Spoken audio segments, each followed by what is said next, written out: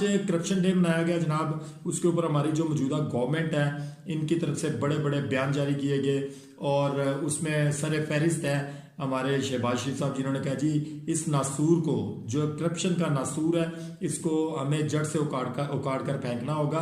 और इसी तरह का एक कमेंट्स जो है वो इनकी बेटी ने भी दिया और फिर जरदारी साहब ने भी कहा कि जी करप्शन को ख़त्म करने के लिए वर्किंग जारी है।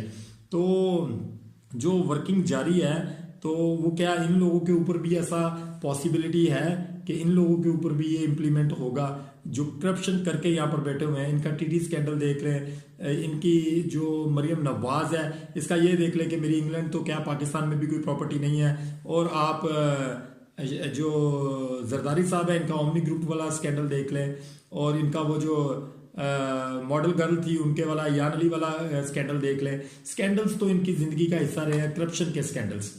तो ये किस मुंह से ये लोग कहते हैं